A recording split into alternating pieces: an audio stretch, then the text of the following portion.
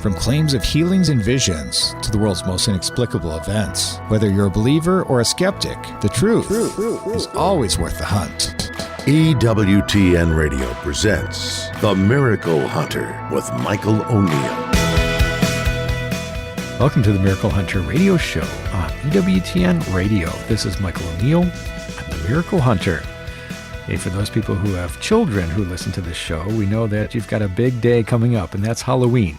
Of course, that's the celebrating of all the ghouls and the goblins and the costumes and the trick-or-treating and all the candy. It's a big day for a lot of kids out there. And of course, we always have that question of how does that interplay with our Catholic faith, with it running right before All Souls and All Saints Day.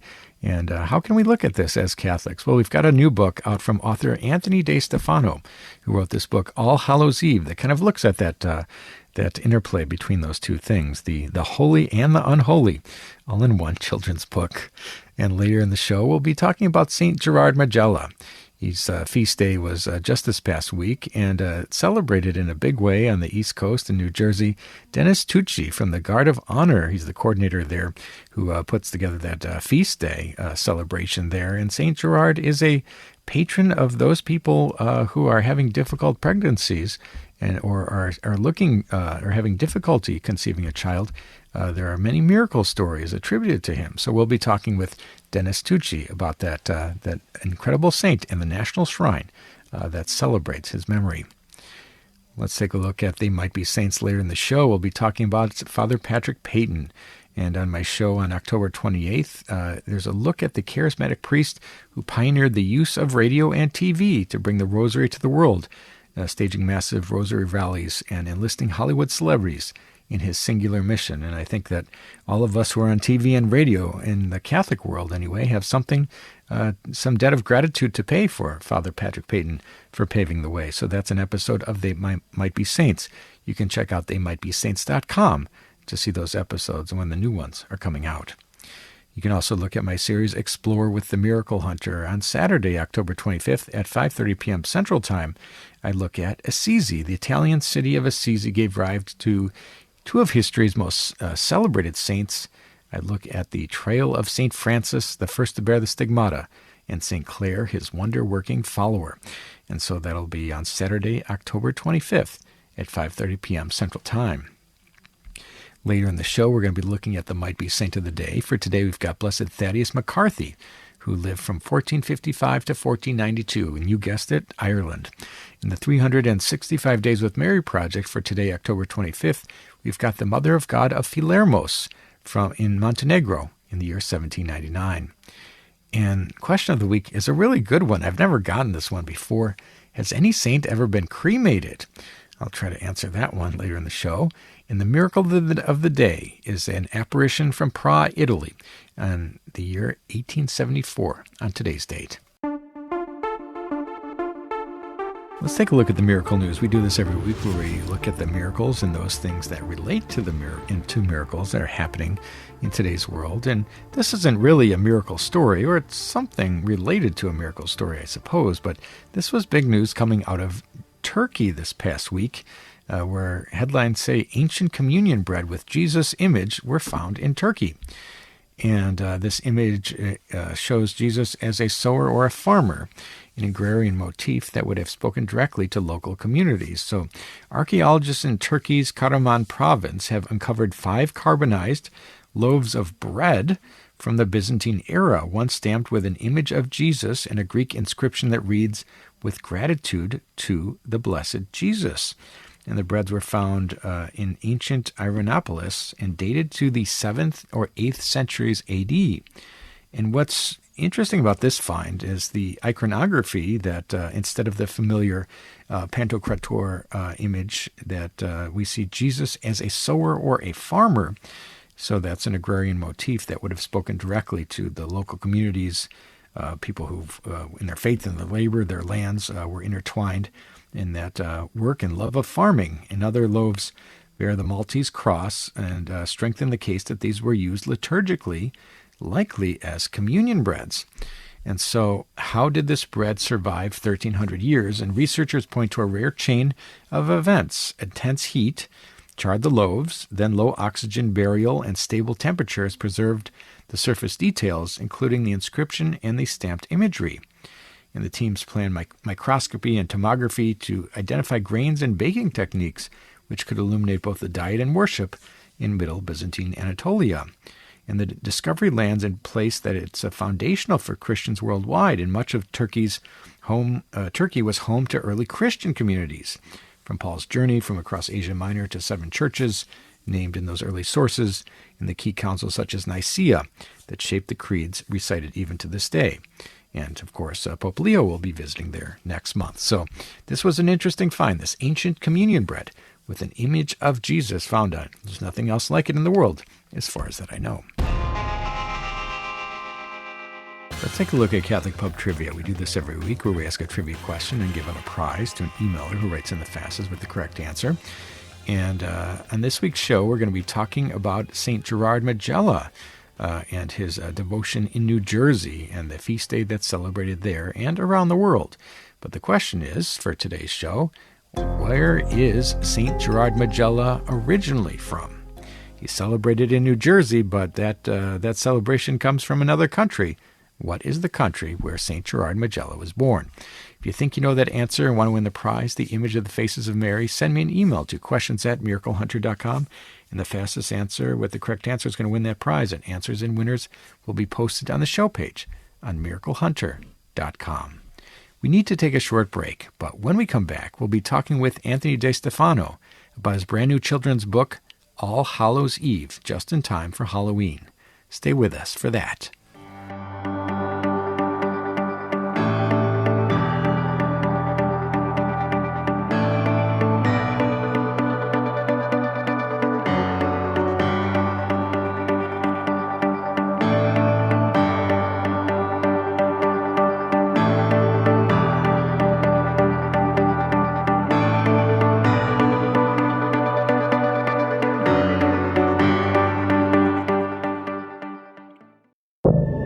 Now, back to the Miracle Hunter on EWTN. Here's Michael O'Neill. Welcome back. You're listening to the Miracle Hunter radio show. This is Michael O'Neill. I'm the Miracle Hunter. Well, people ask me this a lot. They say, do you get into, I know you talk about those supernatural things, the angels and the saints and Mary and all these visions and weeping statues and stigmata and all that other stuff. And they always ask, do you focus on any of the spookier stuff, you might say, the ghosts and the goblins and perhaps the influence of the devil? Do you ever talk about these things? And I look into these things and I say, well, yes, I know a little bit about them, but I always prefer to focus on the light rather than the dark. But we're coming up on the holiday that's All Hallows Eve or Halloween, in which we talk about some of these things, or at least secular culture does. Now, there's a brand new book it's a children's book that's come out. It's called All Hallows Eve, and it's by one of our favorite guests on this show, and that's Anthony DeStefano. And it's a brand new offering. He's a prolific author of numerous Catholic books, and we're so excited to have him back on the show today. Welcome back to the show, Anthony. Thank you so much for having me. You're always kind. And so this is an interesting book, right? Because for some people, Halloween's a little bit controversial, right? The idea of Catholics and Christians celebrating the ghouls and goblins and the focus on the devil that some people have. Why did you end up writing a book about Halloween? Yes, I wrote it exactly for that very reason, because Halloween has been hijacked by the secular culture, and that's why it's controversial. Today, Halloween has become almost exclusively about costumes and candies and ghosts and goblins, and in many cases, unfortunately, an unhealthy fascination with evil. But Halloween is actually, much more than that. It comes from the great Catholic feast, as you just mentioned, of All Hallows Eve, which is the vigil of All Saints' Day.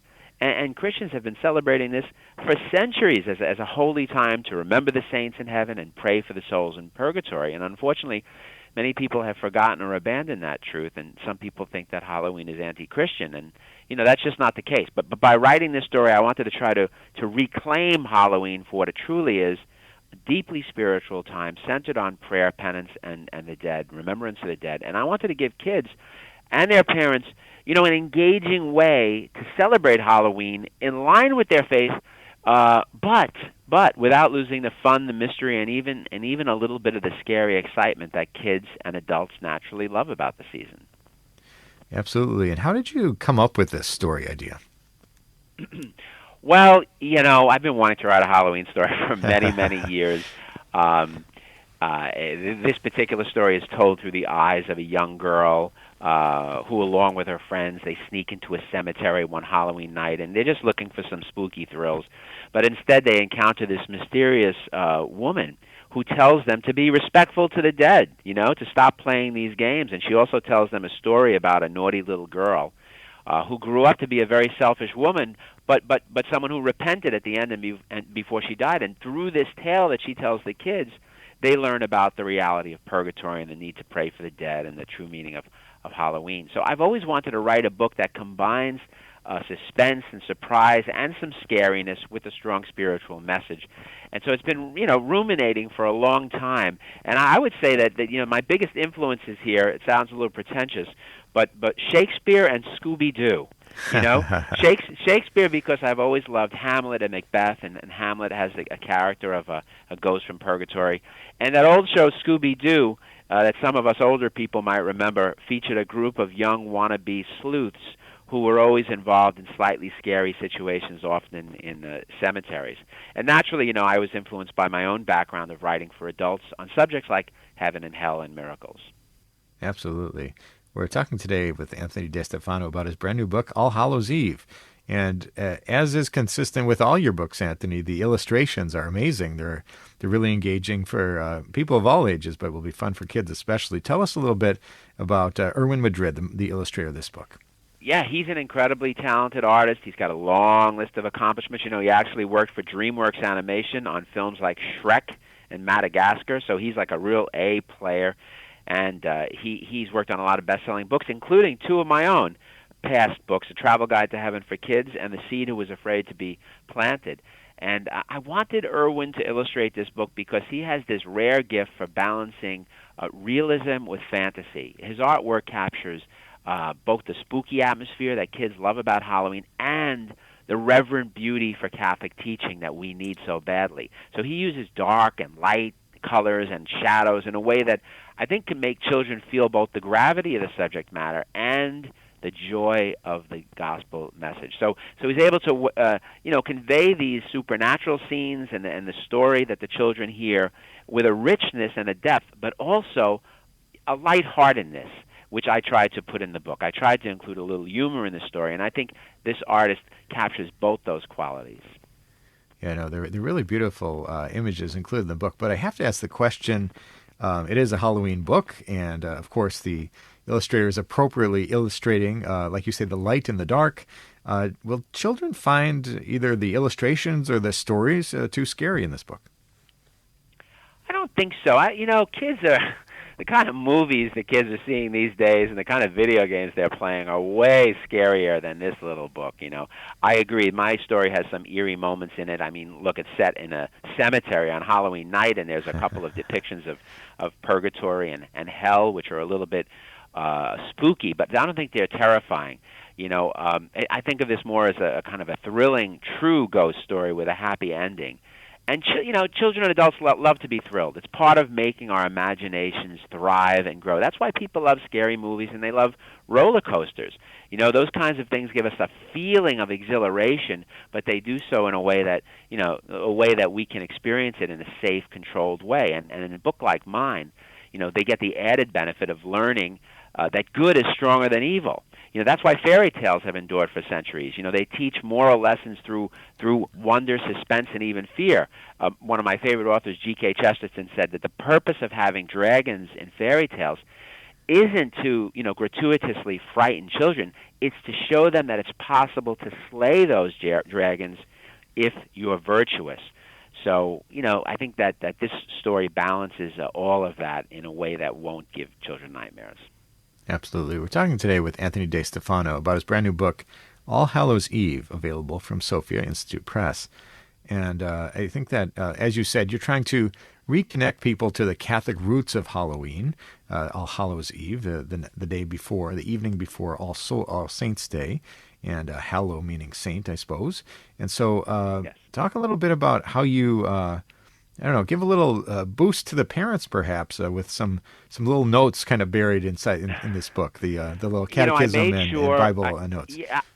Yeah, I didn't want to just write a book and put it out there because Halloween is controversial.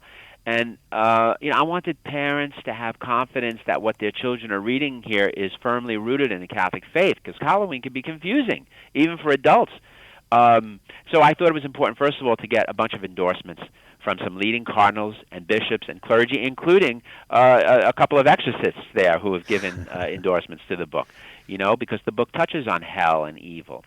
And I wanted to spell out what the Church clearly teaches about purgatory, praying for the dead, the communion of saints. So I added some scriptural references, some citations from the Catechism.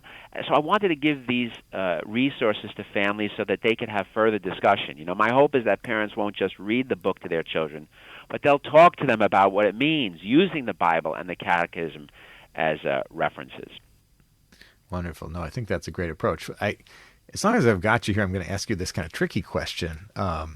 Halloween, as we've been talking about, is kind of controversial, especially amongst Christians and Catholics. How do we celebrate it in the right way, or is it dangerous? Is there a wrong way to celebrate Halloween? Maybe the way the secular culture does, with all the costumes and candy and ghosts and goblins. Should we be avoiding that sort of thing? What do you think? This is a really, really good question because parents, they're right to be cautious. Catholic parents are right to be cautious. The short answer is, look, costumes and candy, they're not bad in and of themselves. And I personally think that children should be allowed to enjoy some innocent fun, dressing up like a saint or a superhero or a princess or even something a little scary, which I'll talk about in a second. And then knocking on doors and sharing candy with the neighbors. That could be a wholesome community tradition. The danger comes in when Halloween becomes disconnected from its Christian meaning and starts celebrating things that are ugly and violent and even demonic. When we dress children in costumes that glorify gore or flirt with the occult, that's when we risk dulling their sensitivity to evil. And that's the first step to inviting evil into our lives. So that's where Halloween goes off track. But we have to remember that the Church has never, being a Catholic doesn't mean that you check your brains at the door, okay? And so even dressing a kid, for example, in a skeleton or a ghost doesn't necessarily have to be bad because it's reminding children of death. And if they understand that the right way, then those costumes can be a reminder that death is real, that Christ has conquered death. So the thing about the Christian Catholic take on Halloween is we take a balanced approach. Okay, we don't we make sure that we're not glorifying evil or trying to manipulate the spiritual world, but at the same time, we're not saying no to playful, innocent fun. So we're not afraid to having a little fun, but we want to be careful that we don't cross the line into inviting evil into our lives. Absolutely. And I'll ask one more tricky question for you, Anthony. Talk a little bit about the benefit, we might say, of acknowledging the supernatural, of acknowledging the existence of some of these things that we don't necessarily want to focus on. But talk a little bit about acknowledging the supernatural as it leads us to consider and embrace those things that are good for our faith, those apparitions of Mary, perhaps, that you've talked about in other books, or other mystical phenomena related to the saints. Talk about the acknowledgement of these things and how it can actually lead us in the right direction. Sure. Well, the first thing and the takeaway of this book is that it's important to pray for the dead. The dead may not go straight to heaven. We canonize people who die all the time, and meanwhile they're in purgatory. The heart of this book is that you should pray for the dead. And children, if they learn about purgatory and the communion of saints and the fact that people don't really die after they die, but that there's another life beyond the grave, they'll realize maybe that they, as children, have power to help their grandparents who have passed on, for instance. So if a child finishes this book with a deeper sense of reverence for the dead and a habit of saying even a short prayer for kids on All Souls Day, then I think I've accomplished my goal here. Beyond that, though, children are naturally curious about big questions like death and heaven and hell, and shielding them from those subjects, that doesn't always help. In fact, it confuses them more. For instance, the topic of hell. Children see evil all the time in the news. They see shootings. They see, attacks on countries. They know that evil exists, and it's important for them to know that there is final justice from God for those who embrace evil and do not repent. That's an important thing for children to learn. And it's so easy to talk about realities like heaven. Heaven is just God's home. It's a place where people go when they die. If they love God, they move from their home on earth to God's home. That's something they could understand. So these topics aren't so difficult if we try to explain them slowly. Very well put. And Anthony, I know you put a lot of work into this one. You got a great illustrator back working on this, and this is a fantastic book just in time for All Hallows Eve to celebrate that. What is your main hope that for parents and specifically children who are going to look at your story? As I said, and I'll repeat this because it's so important. The heart of this book is through the haunting but hopeful tale that the main character teaches these children. I want children to see that their actions matter, not just in this life, but in eternity. I want them to know that they have power, even as little children, to help souls in purgatory through their prayers. That's an incredible privilege, and it's an incredible responsibility. So I want children to go away from this book and just decide to say one prayer for those people who have died on All Souls Day. If they do that, just that one prayer, all the children will read this book, that's going to get a lot of people into heaven. And that, believe me, that's tremendous reward for me as an author if I'm able to help some people get out of purgatory and into heaven just because we ask some children to pray for them. There you go. That's a beautiful idea. And Anthony DeStefano, for those people who want to pick up your book, All Hallows Eve, from Sophia Institute Press, or find out more about you, what are the best places that people can go? They can go to my website, www.anthonydestefano.com. I don't sell books there, but they could find out about all of my books, over 30 now. They can go to Sophia Institute Press directly, buy the book. The book is on Amazon. They keep selling out, but you will have the book before the holiday. Barnes & Noble. I always ask people also to patronize their local Catholic and Christian bookstores. Wonderful. Well, we're so grateful to you, as always, for joining us to share your latest creations, and we're so excited about this one, All Hallows Eve, from Sophia Institute Press. Thank you, Anthony DeStefano, for joining us on today's program. Thank you for having me. God bless. That was Anthony DeStefano with a brand new book, All Hallows Eve, of course, about Halloween and the Christian outlook on that. So I encourage people to pick that one up for their kids. We need to take a short break, but when we come back, we're going to be looking at the question of the week. Stay with us for that.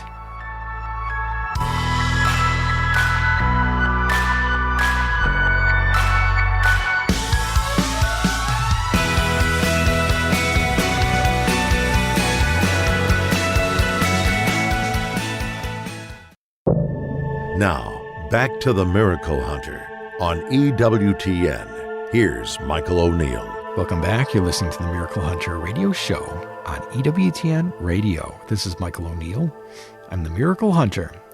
I love getting your questions. People write in from around the world with questions about miracles happening in today's world and those that have happened centuries ago. I got a really interesting question this past week from Diane. She writes in, Dear Miracle Hunter, has any Catholic saint opted to be cremated? Thank you, Diane.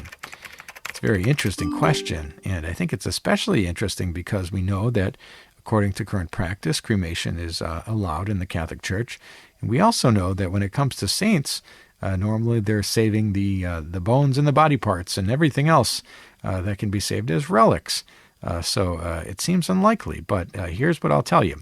So historically, the practice of cremation was strongly discouraged in the Church because of concerns over the doctrine of resurrection of the body and the dignity of the human body. In 1963, the Church permitted cremation in the Latin Rite under certain conditions, as long as it was not chosen to deny the Christian faith.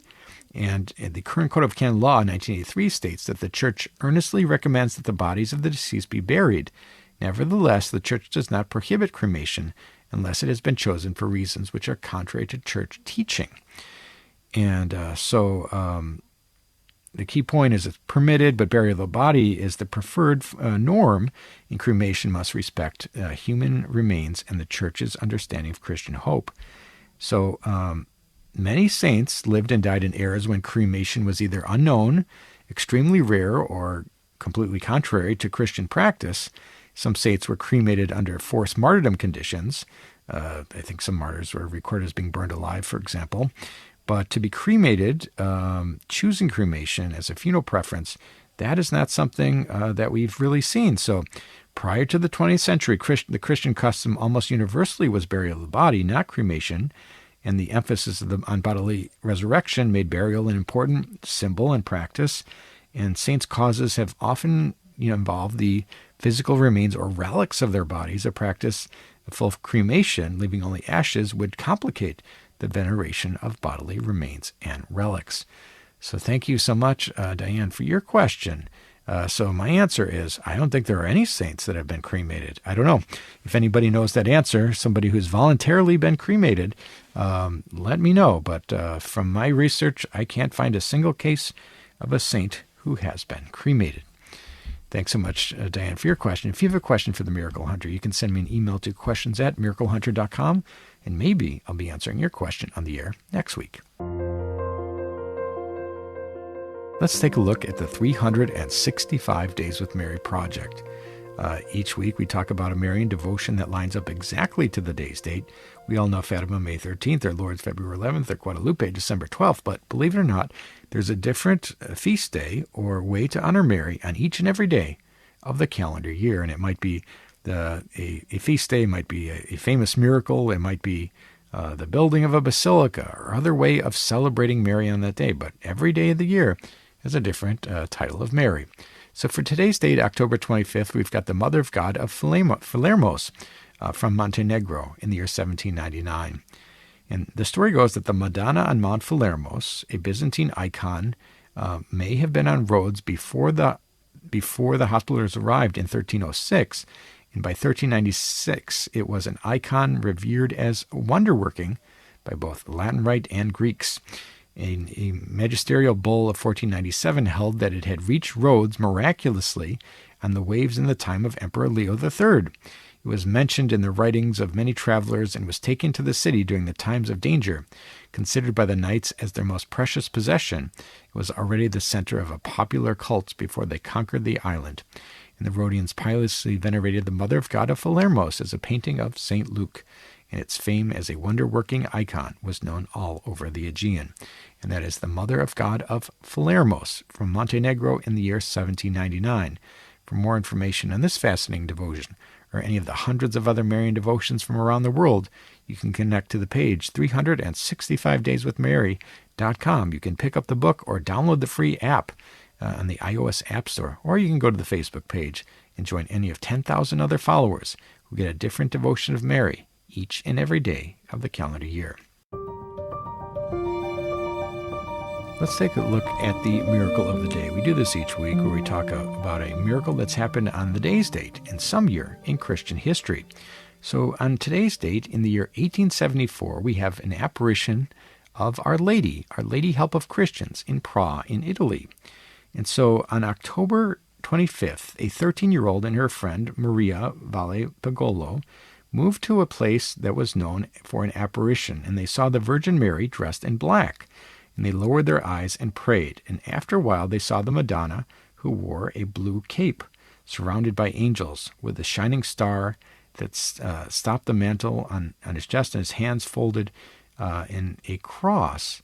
And there were two people on the sides. It was benign and friendly, and the girls questioned, and Mary answered their questions by saying that she was the Immaculate Conception.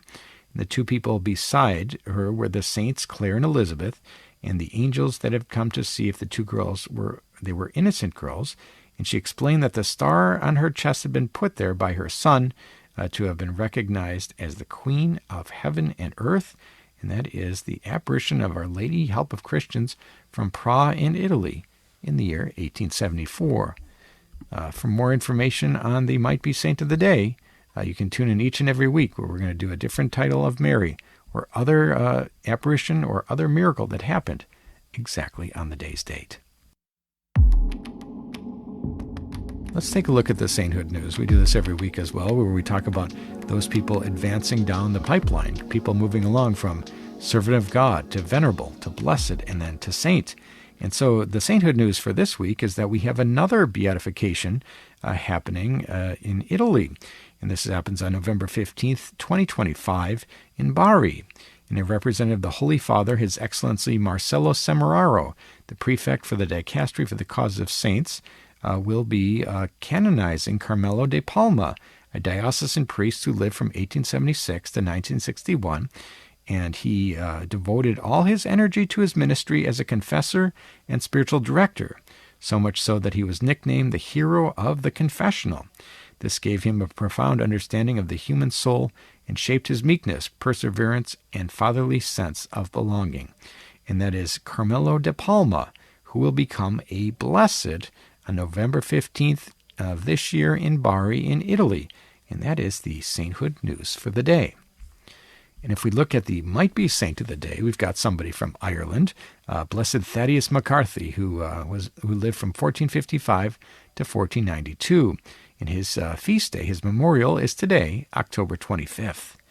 And he was born around the year 1455 in County Cork in Ireland, and he was the son of the Lord of Muskerry, grandson of the Lord of Kerry. And he was educated by the Franciscans at the University of Paris and at Rome. He was a priest, a bishop in Ireland in 1482. When he arrived in Ross, he found that Bishop Hugh O'Driscoll was still alive and holding the see. And because of the political intrigues of the time and the fact that people were not falsely reporting the bishop's death or sending an impostor to take his place, years of disputes broke out over the appointment, and Thaddeus never did assume his position. At one point, he was excommunicated by Pope Sixtus IV, or the Fifth, and had the excommunication confirmed by Pope Innocent VIII, and he was charged with fraud, and he was cleared of all charges, civil and ecclesiastic, and the excommunication was revoked. So he's the Bishop of Cork and Cloyne in Ireland. In 1490, when he arrived, he found that locals had chosen Gerard Fitzgerald as bishop. And for political reasons, there were armed supporters in the cathedral to prevent Thaddeus from assuming control. Thaddeus appealed to the Pope, had his support, but without armed supporters, he traveled for a while as a pilgrim to holy sites. He died while on the road. The title White Martyr of Munster commemorates the mental and physical anguish he suffered while trying to do the church's work. And he died on October 25th, 1492, in a pilgrim's hostel in Italy of natural causes. And Blessed Thaddeus McCarthy, with one more miracle, will go on to be named Saint Thaddeus McCarthy. What a complicated life. And that is today's Might Be Saint of the Day. And for those people who want to check out my series, They Might Be Saints, or read my book, They Might Be Saints, which is available from EWTNRC.com, about 24 Americans on the path to sainthood, you can pick that up at EWTNRC.com, or you can watch my show, They Might Be Saints, airing on October 28th. We have the episode on Father Patrick Peyton. It's a look at the charismatic priest who pioneered the use of radio and television to bring the rosary to the world, staging massive rallies and enlisting Hollywood celebrities in his singular mission. That's that They Might Be Saints this week with Father Patrick Peyton. We need to take a short break, but when we come back, we're going to be speaking with Dennis Tucci from the Guard of Honor, who celebrated the St. Gerard Majella feast day on this past week. Stay with us for that.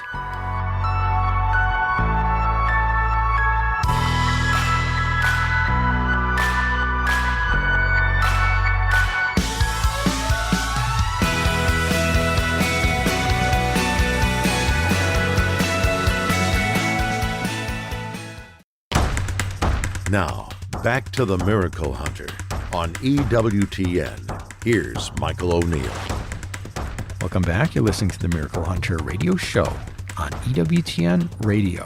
This is Michael O'Neill. I'm the Miracle Hunter. We have many shrines around the United States, national shrines, in fact, and there are carryovers from Europe, and we have a famous shrine in New Jersey that was just celebrated the feast day of its patron saint, St. Gerard Majella, this past week. And for those people who don't know this shrine or don't know St. Gerard Majella, we see that many pilgrims come to this shrine when they have trouble conceiving children or they're having difficult pregnancies. So he's a great intercessor for that. And just this past week, we see that they had a big feast day celebration at the National Shrine of St. Gerard Majella, just outside of Newark. Welcome to the program today, Dennis Tucci, the Guard of Honor Coordinator for the celebrations of St. Gerard Majella. Welcome to the show today, Dennis. Thank you very much. Well, it's wonderful to have you on the show today, and I think that many Americans, maybe on the East Coast, he's better known, maybe amongst Italian Americans, he's better known, but who was the man, St. Gerard Majella? Okay, St. Gerard was a lay brother, part of the Redemption Brothers that were formed in Italy, and St. Gerard, as a young child, was sickly, but he always wanted to be involved and be close to Jesus. So as he got older, his father passed away, and his father was a tailor, and he taught Gerard also to follow in the same line of work. But St. Gerard always wanted something more. So as he got a little older, he tried to get in some of the other religious organizations, and since he was really not a strong individual, a lot of them didn't think he could handle it. But fortunately, the Redemptions gave him a chance, and he became a Redemptress. So he walked all through Italy trying to help people, performing miracles, and especially known for women who were having difficult time to conceive and those who were having difficult pregnancies. So that's how basically he got well known. Many miracles that were performed by St. Gerard. One in particular, what seems to have stuck, and I'll explain to you, is one time St. Gerard was visiting a family, and while he was there with the mother and father and some young children, he decided it was time to leave. And as he left, he forgot his handkerchief. So one of the young ladies ran to Brother Gerard and said, "Gerard, you left this." And he told her, "No, please keep it. One day you will need it." And as she got older and became pregnant, it looked like she was going to have a difficult pregnancy and may not make it through. And she remembered St. Gerard's handkerchief, and right away she sent her family to get it for her. And once she had the handkerchief, she had an easy pregnancy with no other problems. So that's one of the main people that know about him. At the shrine here, we have a handkerchief with St. Gerard's image that's actually placed onto the first-class relic we have of him. And we mail them out throughout the world, not just in the United States, but people who know about St. Gerard. Thank you for your WTN program, who always usually puts a program on about St. Gerard during the feast of October 16th. And that devotion came from the immigrants from Italy, from a small town called Cabaselli. So when they came here, like most of the other immigrants, they came with a saint, one of their favorite saints. And this particular immigration by the people from Cabaselli was St. Gerard. So they came to St. Lucy's, and they brought that devotion here. And that was in 1899. They decided to start a feast in honor of St. Gerard. And at that time, St. Gerard was not even a saint yet. So they still had a feast, 1899, and instead of taking out a statue of St. Gerard, they took a beautiful picture at St. Gerard through the streets here in the neighborhood, which was like Little Italy in Newark, New Jersey. I grew up here, and I would tell you it was just a beautiful thing with all the different restaurants and all the different people. Wonderful. Could you describe the scene a little bit for those people who have never been to the feast day celebration? What is it like for someone who were to walk amongst the celebration there? Well, this neighborhood has changed since I was young, so that it's more of a minority type of a situation in the city of Newark here. So people who grew up here come back for the Feast of St. Gerard. So it's like a homecoming for everybody. We have all kinds of Italian delicacies outside the front of the church, all different kind of vendors. And one of the things we do that was started many years ago is we have a procession through the streets of the city of Newark. And the tradition of the Italian Americans was to put money on that statue, whoever their patron was, for two things: for thank St. Gerard for his intercession, or for asking for a favor from St. Gerard. So that devotion has carried even up until today. And any Italian-American feast that you go to, probably in the United States, you will see they still do that tradition. So we have masses all through. The feast this year was from the 16th, which is St. Gerard's feast day, through the 19th. We have masses in Spanish, Italian, for the immigrants who still come by bus here from all over the state of New Jersey and New York. And then after that, we have a procession through the streets, and then we come back into church, and people come light candles, and we still have novenas and masses like that. So it's a beautiful time to focus on our faith and what God has given us, and thanksgiving for our intercession of St. Gerard.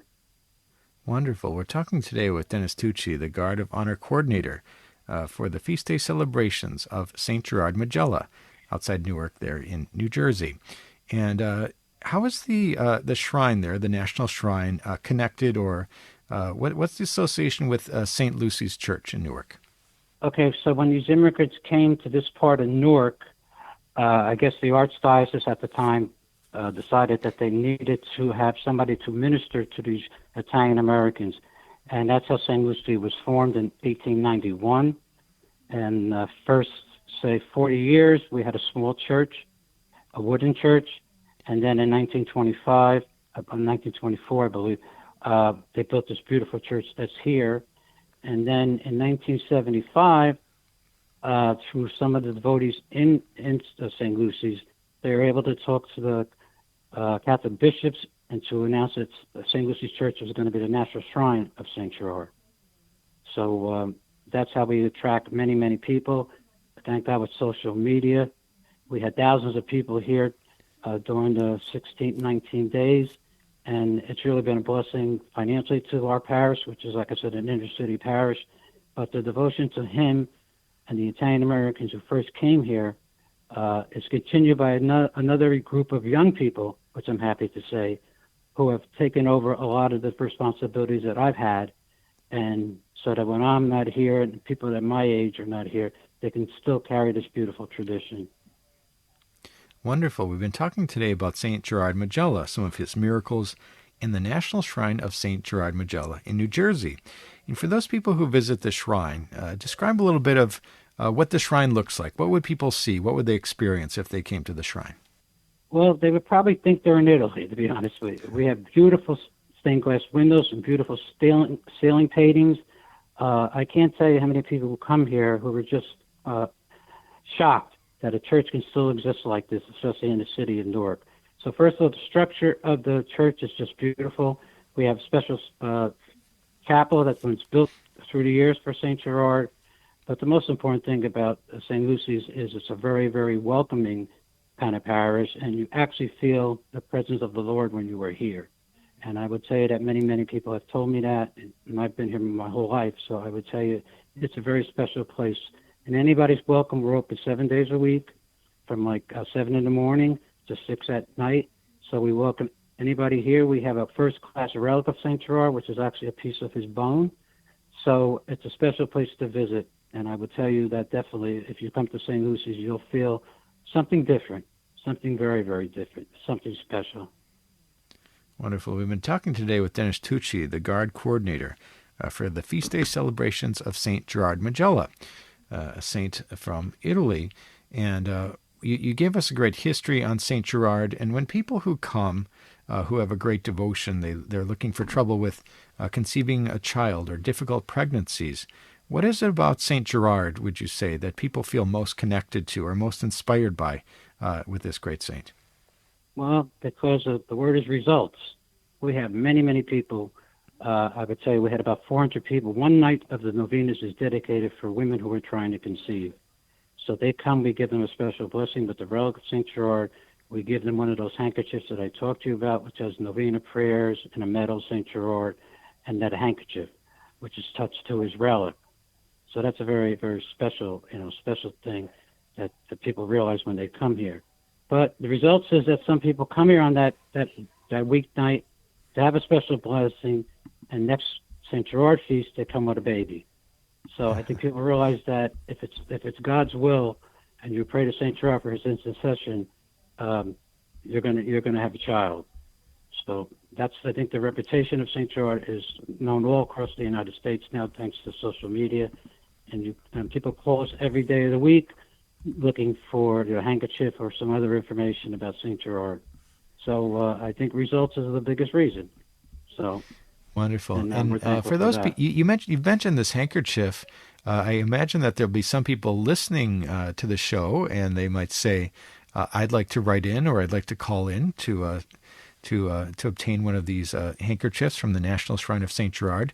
Is there a website or a Facebook page or an email or a phone number that you might recommend that people contact in order to obtain one of those handkerchiefs?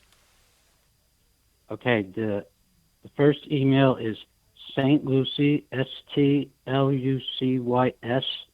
NWK for Newark, @yahoo.com. And our phone number is 973-803-4200. And they could just tell us, and we will mail them a handkerchief, no matter where they are. So and that handkerchief, again, is touched to St. Gerard's first-class relic. Wonderful. Well, we're so grateful to you, Dennis Tucci, the Guard Honor Coordinator for the Feast Day celebrations of St. Gerard Majella. As we wrap up the interview today, leave us with one more word of inspiration, if you would. What is it about St. Gerard and his shrine that attracts so many people from the East Coast and around the world to honor this great saint? Well, if you're having a difficult pregnancy, and I know nowadays doctors will tell you have to do this, you have to do that, or you can't even receive, I will ask you to trust St. Gerard and leave it to him. And like I said before, I firmly believe if it's God's will, then you will become pregnant. So we just have to take faith in God and one of his close friends and servants, St. Gerard, and it'll happen. Wonderful. Well, we're so grateful to you, Dennis Tucci from the Guard of Honor for St. Gerard Majella there outside Newark in New Jersey. Thank you so much for joining us on today's program. God bless. That was Dennis Tucci with the great reflections on St. Gerard, some incredible miracle stories related to him and those people seeking pregnancy. And for people who want to order one of those handkerchiefs, or obtain one, I should say, from the National Shrine of St. Gerard, they can go to Lucy's NWK @yahoo.com. That's STLUCYS NWK @yahoo.com, or call 973-803-4200 in order to put in your request for one of those handkerchiefs from St. Gerard, touch to the relic of St. Gerard.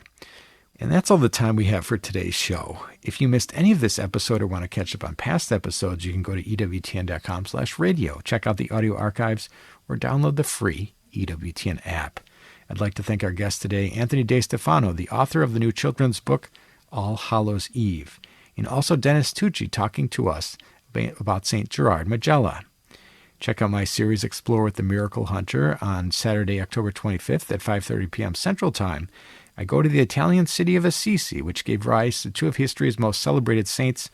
I follow the life of St. Francis, the first to bear the stigmata, and St. Clare, his wonder-working follower. And I'd like to thank you for joining me today on Miracle Hunter, where from claims of healings and visions to the world's most inexplicable events, whether you're a believer or a skeptic, the truth is always worth the hunt. Talk to you next week.